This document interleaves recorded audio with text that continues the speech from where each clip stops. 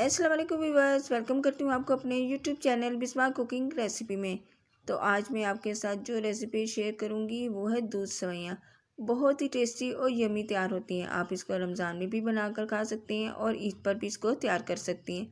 अगर आपका कुछ मीठा खाने को दिल कर रहा है तो आप इनको झट से मिनटों में तैयार कर सकती हैं। तो जब आपके घर मेहमान आ जाए तो आप मिनटों में सेवइयाँ तैयार कर सकती हैं। आप इसको ठंडा और गर्मा गर्म दोनों सूरतों में खा सकती हैं। तो फ्रेंड, फिर देर किस बात की है, तो रेसिपी बनाना स्टार्ट करते हैं। बिस्मिल्लाहिर्रहमानिर्रहीम।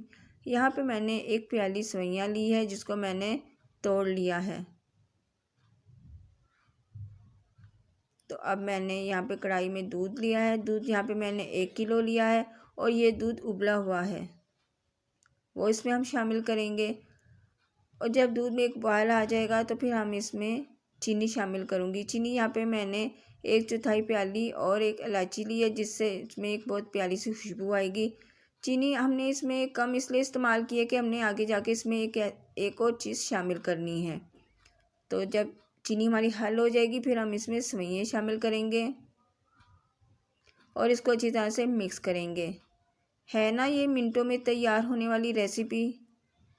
इसको अच्छी तरह से मिक्स करेंगे हम और इसको कुछ देर के लिए पकने देंगे। और यहाँ पे मैंने किशमिश ली है 2 खाने के चम्मच, वो इसमें डालूंगी और इसको हम पकने के लिए छोड़ देंगे। आस्ता आस्ता हमारा दूध गाढ़ा होता जाएगा और हमारी सेवइयाँ भी पकना शुरू हो जाएंगी। हमने इसको लिक्विड फॉर्म में ही उतारना है क्योंकि ये ठंडा होने के बाद थोड़ी सी गाढ़ी हो जाती हैं। और यहाँ पे मैंने कंडेंस मिल्क लिया है 2 खाने के चम्मच, वो इसमें शामिल करेंगे। इसलिए हमने चीनी इसमें कम इस्तेमाल की है। इसको अच्छी तरह से मिक्स करेंगे, इससे भी इसका टेस्ट बहुत यमी और टेस्टी हो जाता है। तो लीजिए, हमारी दूध सेवइयाँ तैयार हैं। हमने इसको डिश आउट कर लिया है। आप इसको बनाकर अपनी फैमिली को ज़रूर दीजिएगा, ये बहुत यमी और टेस्टी बनती हैं। तो अगर आपको मेरी आज की रेसिपी अच्छी लगी हो तो इसे लाइक और शेयर ज़रूर कीजिएगा और मेरे चैनल को सब्सक्राइब भी कीजिएगा।